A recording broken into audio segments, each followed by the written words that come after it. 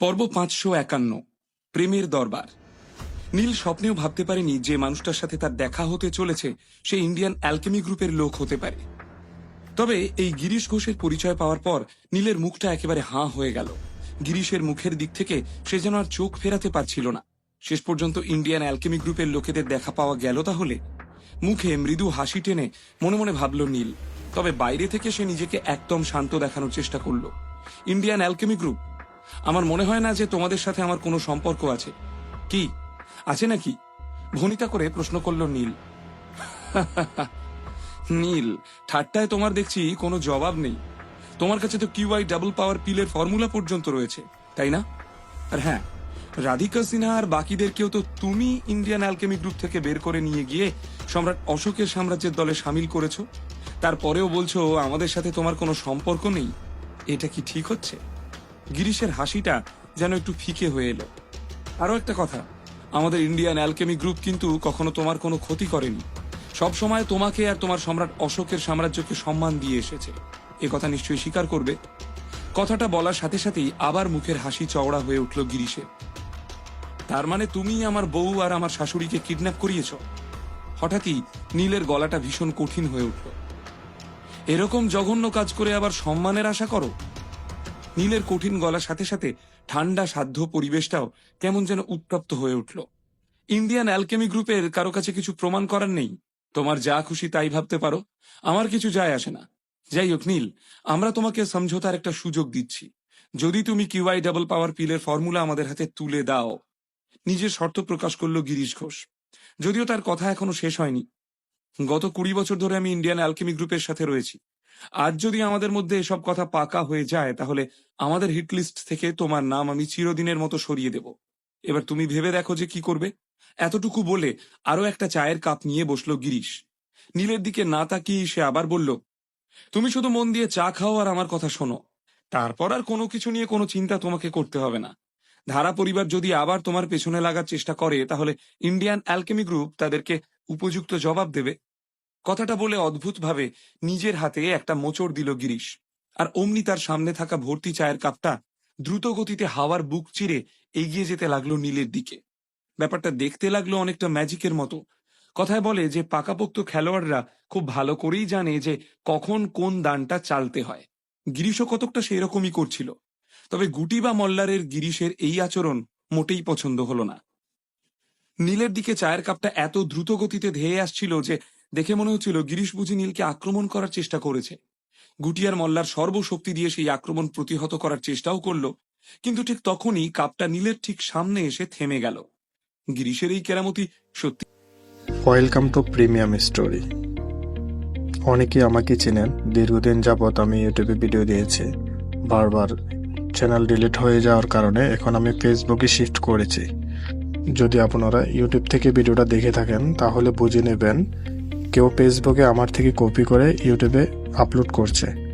সরাসরি ফেসবুক থেকে বস দুনিয়া যার বসে এই সিরিজের সকল পর্ব দেখতে ফেসবুকে গিয়ে টাইপ করুন প্রিমিয়াম স্টোরি /FB। এর স্পেলিং আমি থাম্বনেইলে দিয়ে দিয়েছি। প্রিমিয়াম স্টোরি পেজটি ফলো করুন, তাহলে ভিডিও ছাড়ার সাথে সাথে আপনি পেয়ে যাবেন। ধন্যবাদ সাথে থাকার জন্য। দেখবার মতো মানুষকে এভাবেও চা দেওয়া যায় তাহলে? তার পরিবেশনের কায়দাটা এতই নিখুঁত ছিল যে এক ফোঁটা চাও বাইরে পড়েনি।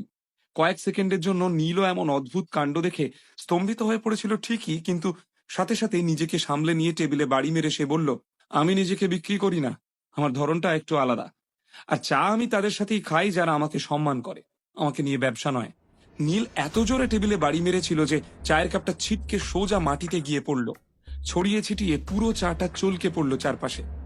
নীল, আমার প্রস্তাব প্রত্যাখ্যান করার মতো ভুল করো না, তোমার জন্য কিন্তু সেটা একেবারেই ভালো হবে না। সাথে সাথে নিজের জায়গা ছেড়ে উঠে দাঁড়িয়ে চিৎকার করে বলল গিরিশ ঘোষ, এরকম সরকারি আমলারা আমার কাছে রোজ দুবেলা করে ধর্ণা দেয়, ওদের দিকে তাকানোর প্রয়োজন পর্যন্ত আমি বোধ করি না। নির্ভীক চিত্তে উদ্ধত গলায় বলে উঠল নীল, তুমি নিজেকে কি ভাবোটা কি? কি এমন বড় হনু তুমি? এটা কলকাতা শহর, তোমার অফিস নয়। তোমার অফিসে তুমি বাঘ হলে আমি হলাম এই কলকাতার বেতাজ বাদশা। বেশি চালাকি করার একদম চেষ্টা করবে না, ভুল লোকের সাথে লড়তে নেমেছ তুমি। নীলের এমন চাঁচা ছোলা জবাব শুনে সাথে সাথে বিভৎস হয়ে উঠল গিরিশের মুখ। তীক্ষ্ণ দৃষ্টিতে সে চেয়ে রইল নীলের মুখের দিকে। এটা কিন্তু তোমার শেষ সুযোগ। এটাকে আমার শেষ আর মূল্যবান উপদেশ হিসেবেও ভাবতে পারো। এরপর কিন্তু তুমি নিজের ভাগ্য বদলানোর আর কোনো সুযোগ পাবে না। ভবিষ্যতে আফসোস করার চাইতে এখনই আর একবার ভালো করে ভেবে দেখো। কথাটা বলে নিজের হাত দুটোকে পেছনে দিয়ে বুক চিতিয়ে দাঁড়িয়ে রইল গিরিশ। তার এমন আচরণ এবারেও গুটি আর মল্লারের পছন্দ হলো না। তাদের চোয়াল শক্ত হয়ে উঠল। তারা শুধু নীলের আদেশের অপেক্ষা করছিল যাতে এই শয়তান লোকটাকে আচ্ছা করে শিক্ষা দিতে পারে। কেন জানি না আমার মনে হচ্ছে যে তুমি উপকারের প্রতিদান দিতে জানো না বা দিতে চাও না। যাকে যাই হোক না কেন, আমার অনুমান যদি সঠিক হয় তাহলে আমাকে দোষারোপ করো না। হঠাৎই কেমন যেন রহস্যজনকভাবে চকচক করে উঠল গিরিশের চোখ দুটো।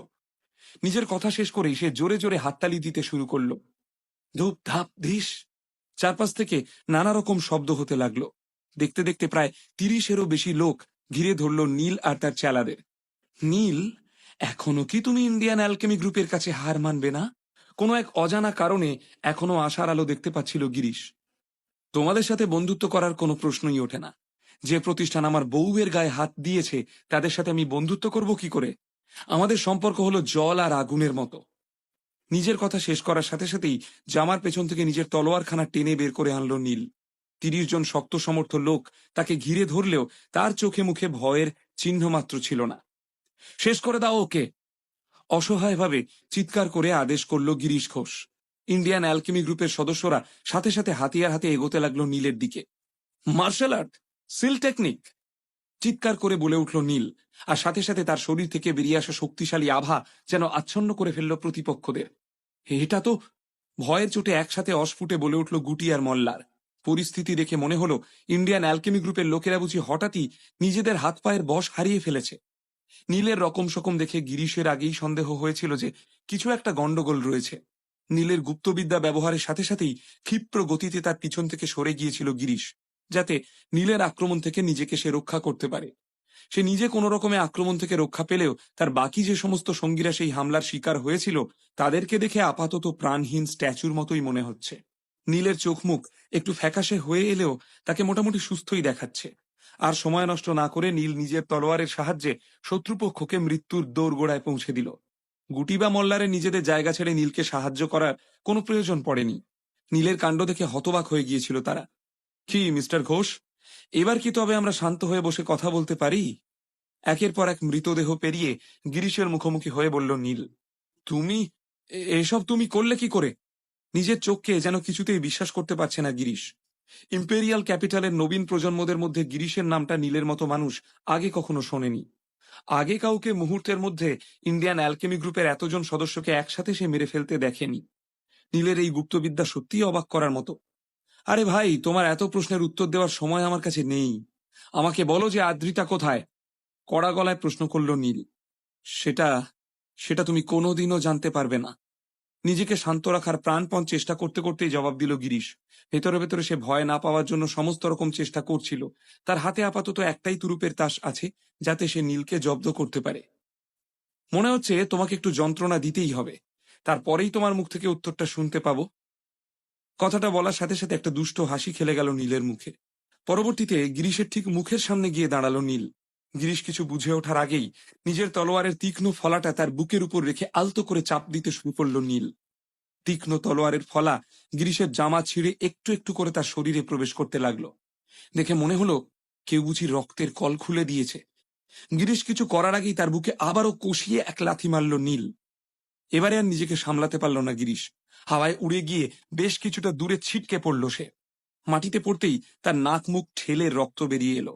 তুমি! এতক্ষণে গিরিশ বেশ ভয় পেয়ে গিয়েছে। নিজেকে যথাসম্ভব শান্ত রাখার চেষ্টা করলেও সে খুব একটা সফল হতে পারছিল না। সে এত ভয় পেয়ে গিয়েছিল যে নিজের শরীরের শক্তির উপর তার কোনো নিয়ন্ত্রণ ছিল না। জোর করে নিজের শরীরের শক্তি ব্যবহার করার চেষ্টা করো না, না হলে নিজেই নিজের মৃত্যুর কারণ হয়ে দাঁড়াবে। এগুলো খেলার জিনিস নয়। মুচকি হেসে বলল নীল। নীল বেশ স্বাভাবিকভাবে হাসলেও তার হাসিতে যেন অশনি সংকেত দেখতে পাচ্ছিল গিরিশ। আদ্রিতা কোথায়? আমি তোমাকে শেষবারের মতো জিজ্ঞেস করছি। আমাকে বাধ্য করো না, না হলে আজ তোমার নাম এই পৃথিবী থেকে চিরদিনের মতো মুছে যাবে। কথাটা বলে এক পা করে গিরিশের দিকে এগোতে লাগলো নীল। আর ঝুঁকি না নিয়ে সাথে সাথে হাঁটু গেড়ে মাটিতে বসে নীলের কাছে আত্মসমর্পণ করতে বাধ্য হলো গিরিশ। নীল, তুমি কিছুতেই কিছুতেই আমার ক্ষতি করবে না। আমার যদি কিছু হয়ে যায় তাহলে কিন্তু নিজের বউকে কখনো দেখতে পাবে না। আসলে ইমোশনাল ব্ল্যাকমেইল করে নীলকে নিরস্ত করবার চেষ্টা করে চলেছিল গিরিশ। সে ভেবেছিল তার এই কাঁদুনি শুনে নীলের বুঝি বিশাল কোনো ভাবান্তর ঘটবে, কিন্তু না, নীলের মধ্যে কোনো হেলদোল লক্ষ্য করা গেল না। এইবার নীল আর নিজের তলোয়ার ব্যবহার করলো না, মাটিতে একটু ঝুঁকে গিরিশের একটা পা টেনে ধরে তার হাঁটুতে মারলো এক ঘুষি। কড়কড় শব্দে খান খান হয়ে গেল পরিবেশের নিস্তব্ধতা। আহ! আহ! যন্ত্রণায় কোকিয়ে উঠল গিরিশ। মনে হচ্ছে এটুকু যন্ত্রণা তোমার জন্য যথেষ্ট নয়। আবারও এক নিষ্ঠুর ইঙ্গিতে চকচক করে উঠল নীলের চোখ। আর বিন্দুমাত্র সময় নষ্ট না করে গিরিশের অন্য পা লক্ষ্য করে আক্রমণ করল সে। এবারেও ফলাফল আগের মতোই। আরো একবার হাড় ভাঙার শব্দে গম গম করে উঠল চারপাশ। যন্ত্রণায় চোখ মুখ লাল হয়ে গেল গিরিশের। তার দুটো পাই যেহেতু প্রায় ভেঙে গিয়েছে, তাই নড়াচড়ার ক্ষমতা হারিয়ে ফেলেছিল সে। ব্যথার চোটে চোখ ফেটে জল এলো তার। তোমার হাড় দেখছি বেশ মজবুত। অবশ্য মজবুত হাড় না হলে আর মজা কোথায়। আবার গিরিশের একটা পা চাগিয়ে ধরল নীল। চিন্তা করো না, আমি আস্তে আস্তে তোমার সাথে খেলবো। এ তো সবে শুরু। আগে একটা একটা করে তোমার হাড় ভাঙবো, আর তারপর ভাঙবো পাঁজর। তারপর একে একে তোমার আঙুলগুলো কেটে ফেলবো, আর সব শেষে উপড়ে ফেলবো তোমার সব কটা দাঁত। তুমি বাধা দিতে চাইলে অসুবিধা নেই, এমনিতেও যন্ত্রণায় মানুষ পাগল হয়ে যায়। কথা বলতে বলতেই আবার গিরিশকে মারতে শুরু করলো নীল। এইবার আর গিরিশ মুখ দিয়ে কোনো শব্দ করল না, সরাসরি অজ্ঞান হয়ে গিয়েছিল সে। কিন্তু নীলের তাণ্ডব যেন কিছুতেই শান্ত হওয়ার নয়। মারতে মারতে গিরিশের পাঁজরের একটা হাড় ভেঙে ফেলল সে। অবর্ণনীয় যন্ত্রণা অনুভব করতেই আবার জ্ঞান ফিরে এলো গিরিশের। তার শরীরের সমস্ত হাড় আলগা হয়ে আসতে শুরু করেছিল। এত যন্ত্রণা সহ্য করার পরেও কি আদ্রিতার ঠিকানা গোপন রাখতে পারবে গিরিশ? কিন্তু কোথায় আছে আদ্রিতা? নীল কি তাকে উদ্ধার করতে পারবে? আদ্রিতা কি কোনোভাবে যোগাযোগ করার চেষ্টা করবে? পারিজাত ফুলের ছোঁয়ায় কি চিরদিনের মতো সুস্থ হয়ে উঠবে আদ্রিতা?